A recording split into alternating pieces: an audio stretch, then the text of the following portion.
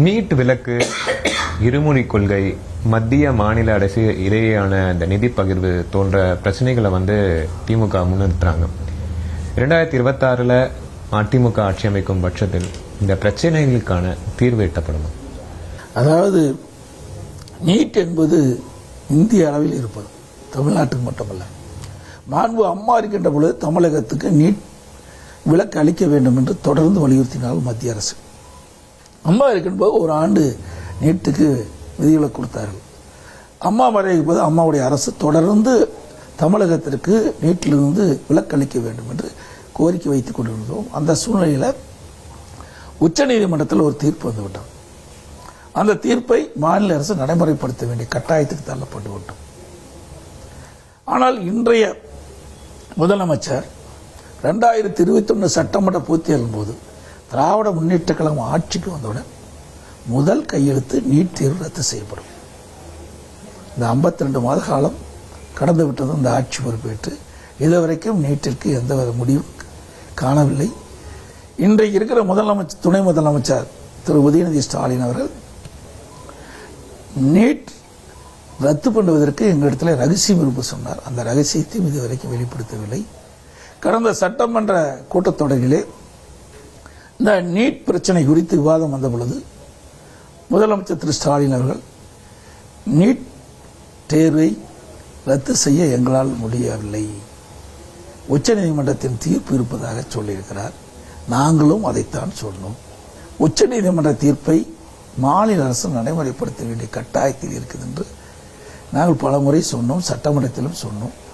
ஆனால் 2021 சட்டமன்ற தேர்தலிலே இளைஞர்களை, மாணவர்களை, பெற்றோர்களை ஏமாற்றி திராவிட முன்னேற்ற கழகம் ஆட்சிக்கு வந்தால் நீட் தேர்வை ரத்து செய்வோம் என்று பொய்யான வாக்குறுதியை கொடுத்து ஆட்சிக்கு வந்த பிறகு இன்றைய தினம் தங்களால் முடியவில்லை என்று ஒத்துக்கொண்டு விட்டார்கள். இதுதான் திமுகவுடைய இரட்டை வேடம்.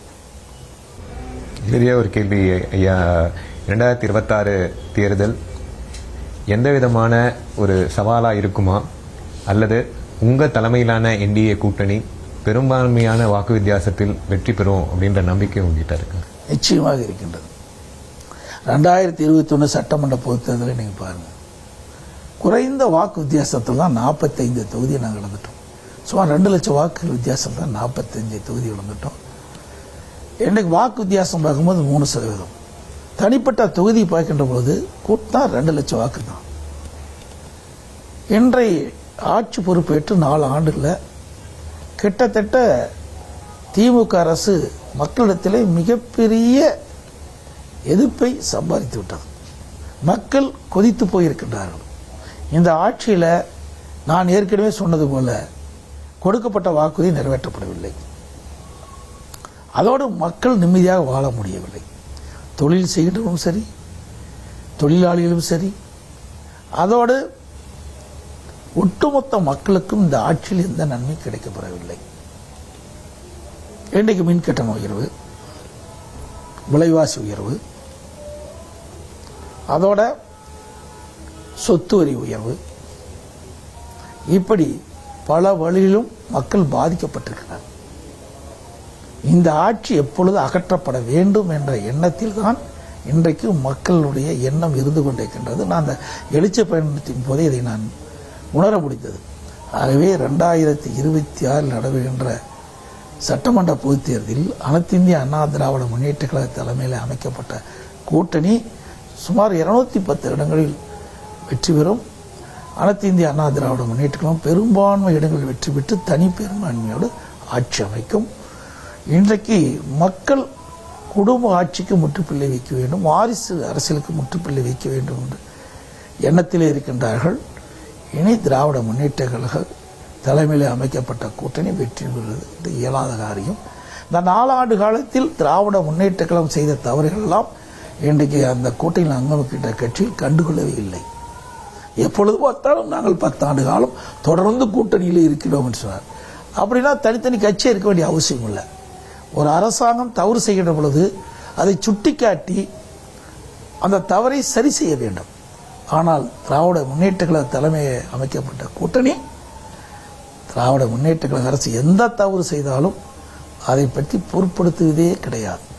எவ்வளவு போராட்டம், அரசு ஊழியர் போராட்டம், தூய்மை பணியாளர் போராட்டம், அதுபோல விவசாயிகள் போராட்டம், இப்படி பலதரப்பட்ட மக்களும் போராடுகின்றார்கள். ஆனால் போராட்டத்திற்கு கூட்டணி கட்சிகள் எதுவுமே ஆதரவு கொடுக்கவில்லை.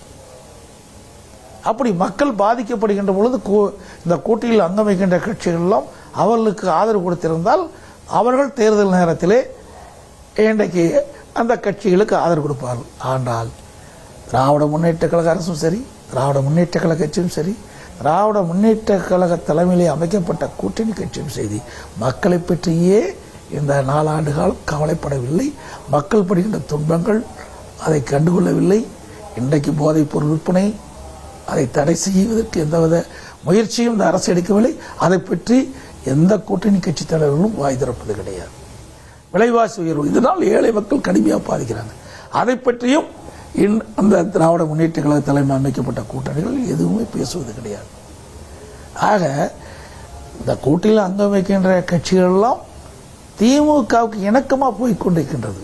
மக்களுக்கு நன்மை, மக்களுக்கு பிரச்சனை ஏற்படுகிற போது பிரச்சனை தீர்க்க அவர்கள் முயற்சி செய்யவில்லை.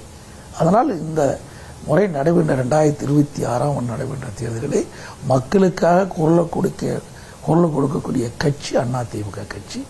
எப்பொழுதெல்லாம் மக்கள் பாதிக்கப்படுகிறார்களோ அப்பொழுதெல்லாம் மக்களுக்காக போராடுகின்ற கட்சி அதிமுக கட்சி.